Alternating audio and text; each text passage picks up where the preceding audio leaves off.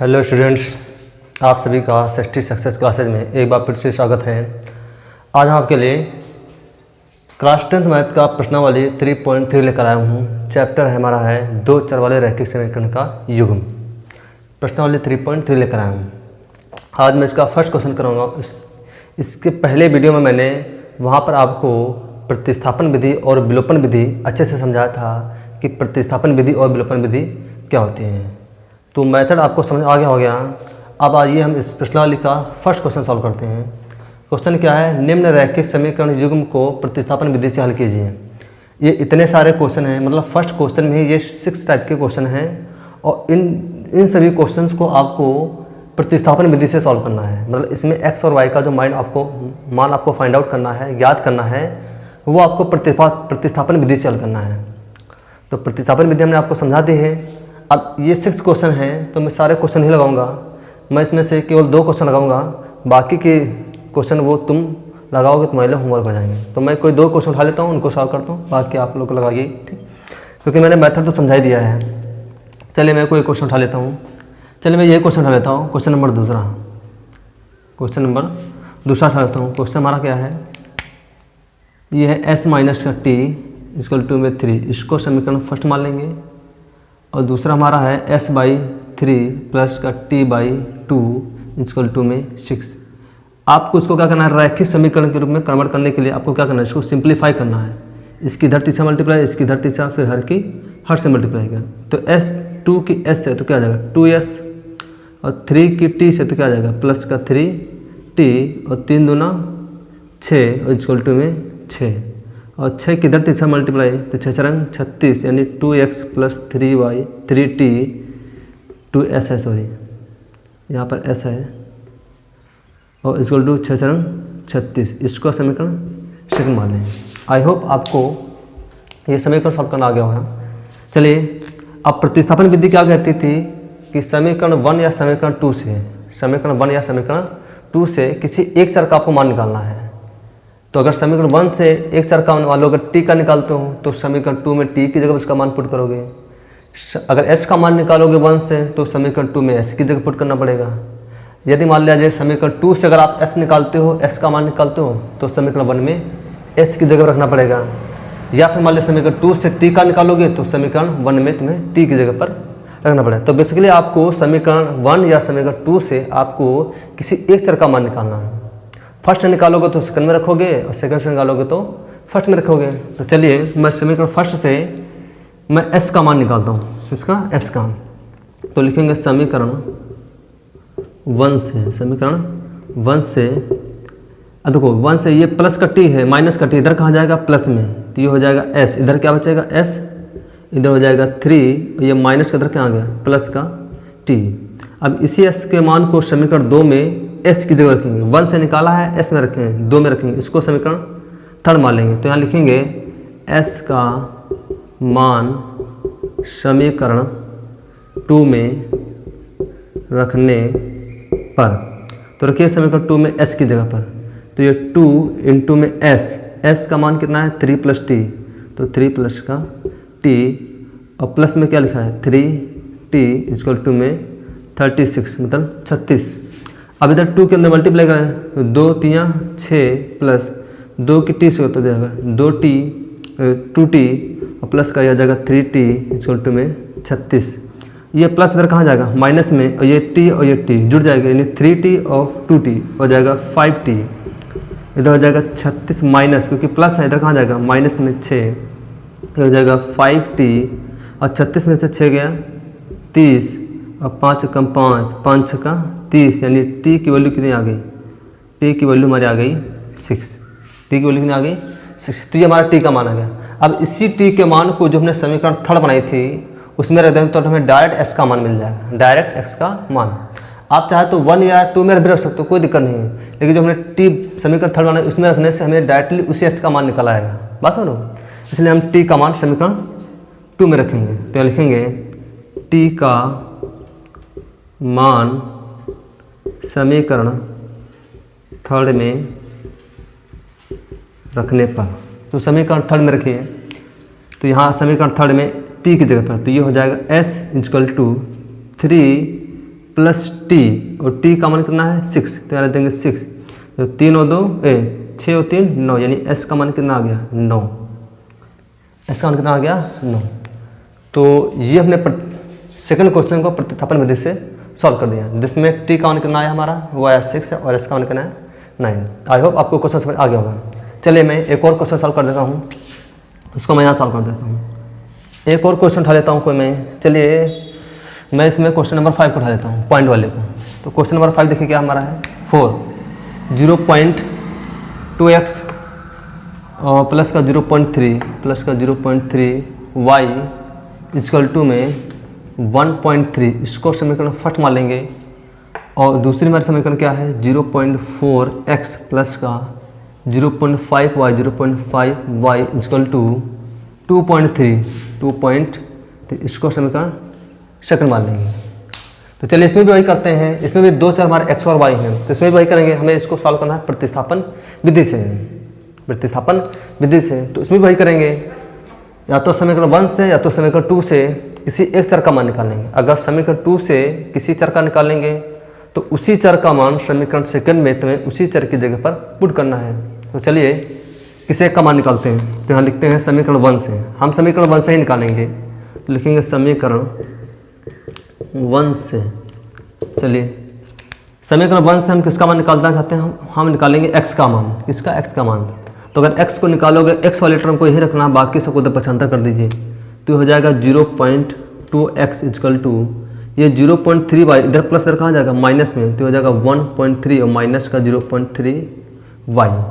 बस है। अब हमें केवल x का मान चाहिए ना, तो जितना भी x के गुणे में है, गुणांक में है, सबको इधर ले जाइए, तो उधर कहाँ जाएगा बटे में। इधर कोई वैल्यू गुणे में है तो वो दूसरे पक्ष में बटे में जाती है, डिवाइड में जाती है। तो ये 0.2 इधर गुणे में, इधर कहाँ जाएगा बटे में, तो इधर बचेगा x, ये 1.3 माइनस का 0.3y पान में हो जाएगा 0.2। इसको समीकरण थर्ड बनाना है। जो भी x का मान निकालोगे या y का निकालोगे, उसको समीकरण थर्ड ही बनाना है आपको। बात समझ गई। अब इसी x के मान को, ये जो हमने x का मान निकाला है समीकरण 1 से निकाला है, तो इसको रखेंगे समीकरण 2 में x की जगह पर। 1 से निकालोगे तो 2 में, 2 से निकालोगे तो x में रखना है, मतलब 1 में, सॉरी। तो लिखेंगे x का मान समीकरण 2 में रखने पर, तो रखिए समीकरण 2 में x की जगह पर। यहाँ लिखा है 0.4, तो लिखेंगे 0.4 गुणे इंटू में x का मान कितना आया है, वो है तुम्हारा 1.3 माइनस का 0.3y और पान में 0.2 और प्लस का क्या लिखा 0.5y प्लस का 0.5y इक्वल टू में 2.3। बस में अब यहाँ से देखें, ये 0.2 ये 0 पॉइंट क्या जाएगा, हट जाएगा, कैंसिल हो जाएगा। 0.0 क्या जाएगा, कैंसिल हो जाएगा। और 2 से कैंसिल, 2 कम 2, 2 दूनी 4, यहाँ कितना आया 2, तो यहाँ बचा 2 और ब्रैकेट अंदर क्या था 1.3 माइनस का 0.3y और बराबर प्लस का 0.5y और बराबर में 2.3। बात नहीं, यहाँ से 0.0 क्या आ जाएगा, हट जाएगा, तो यहाँ बचेगा 2, यहाँ बचेगा 4, 2 से करें 2 कम 2, 2 दूनी 4। बात समझ सही। अब यहाँ से 2 से अंदर मल्टीप्लाई करा देंगे अंदर, तो 2 कम 2, 2 3 6, पीछे से मल्टीप्लाई करना, धरना 2 3 6, 2 1 कम 2, एक अंक के बाद दशमलव लगा, तो एक अंक के बाद क्या लगा देंगे दशमलव, यानी पॉइंट लगा देंगे।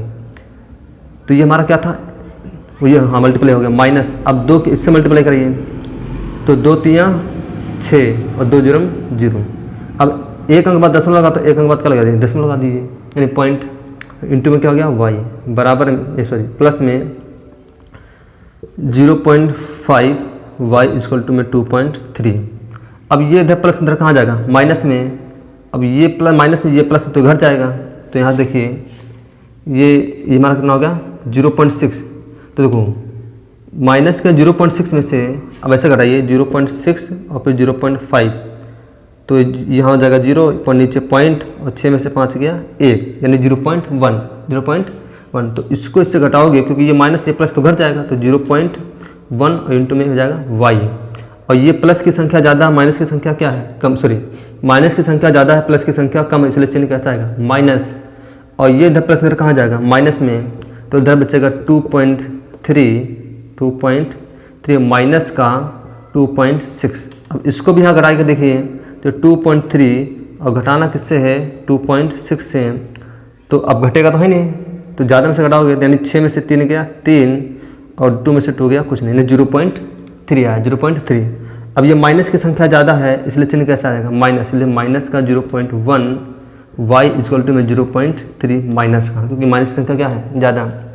2 में से 2 गया 0, पॉइंट नीचे पॉइंट, 6 में से 3 गया 3 बच जाएगा, और माइनस की संख्या इसलिए चिन्ह में माइनस आ जाएगा। अब यहाँ से देखिए ये माइनस से माइनस क्या जाएगा कैंसिल हो जाएगा। जब 0.1 इधर गुणे इधर कहाँ जाएगा बट्टे में, तो y इक्वल टू हो जाएगा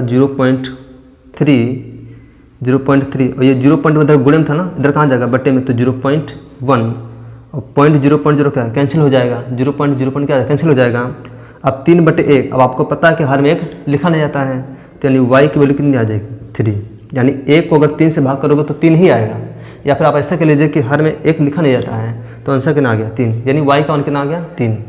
तो ये हमारा y का मान। अब इसी y के मान को समीकरण 3 में पुट कर देंगे, y की जगह तो यहाँ लिखेंगे, यहाँ मैं ले देता हूँ, इसको मैं यहाँ लगा देता हूँ, लिखेंगे y का मान समीकरण 3 में रखने पर, तो रखिए समीकरण 3 में y की जगह पर, तो x equal to 1.3 minus 0.3 into में क्या लिखा y, क्या y, और y का मान कितना है 3, तो y की जगह पर 3 इंटू में 3 अपान में 0.2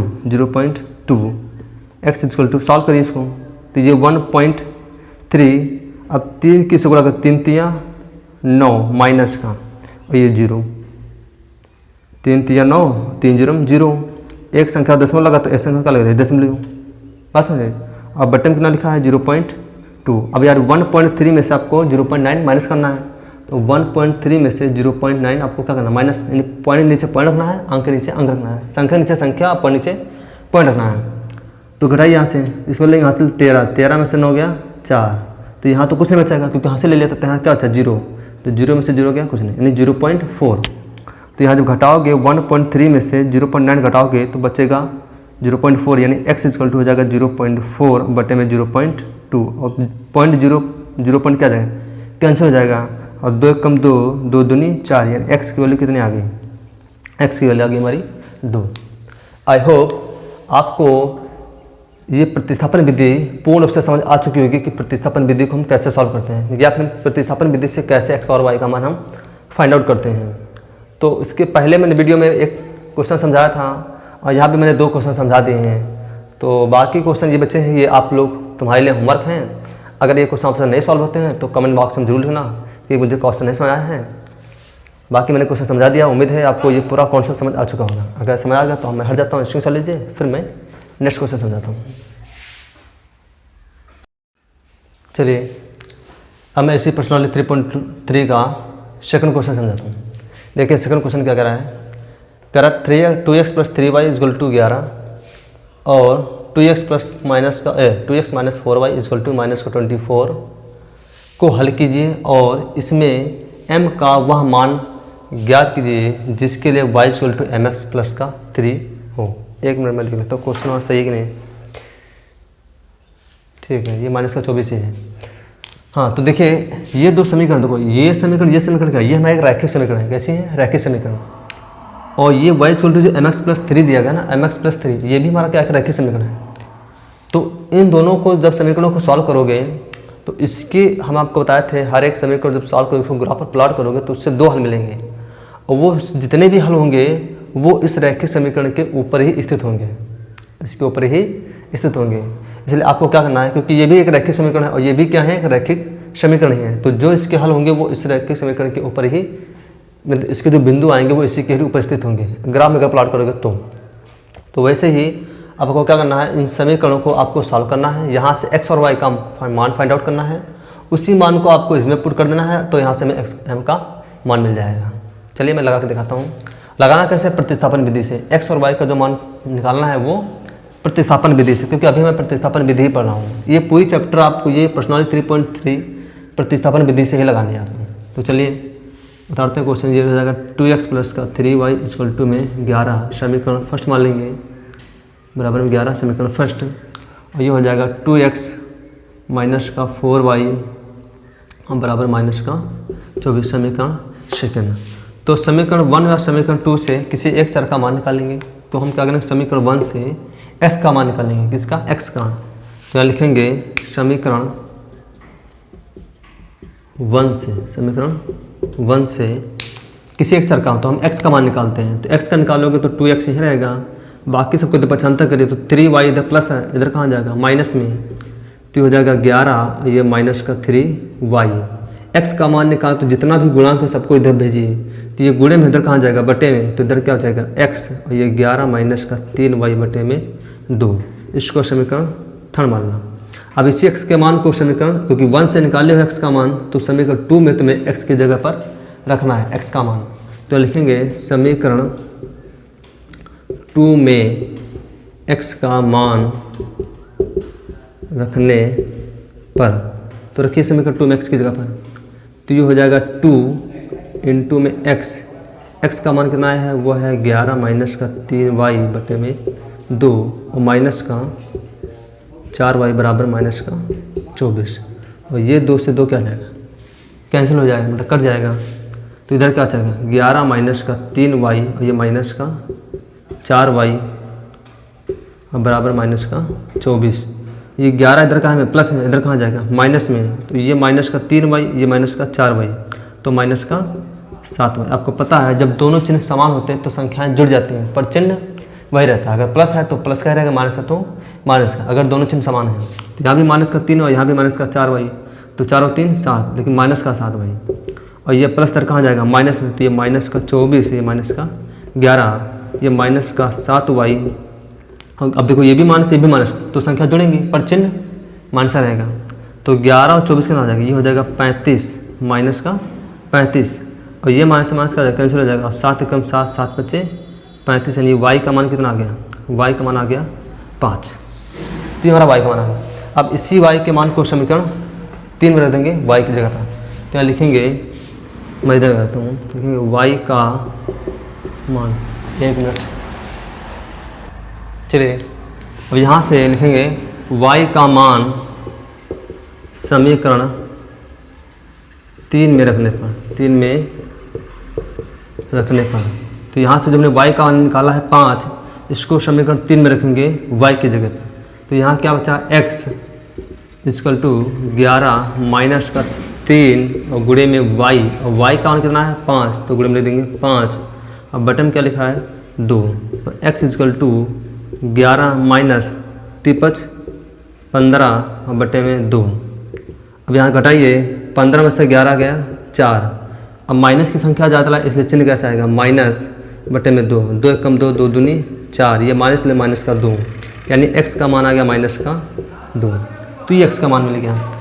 तो समीकरण 1 समीकरण 2 को सॉल्व करने पर हमें x और y का मान मिल गया। अब इसी x y को मान को हम इस रैखिक समीकरण y equal to mx plus 3 में पुट करेंगे।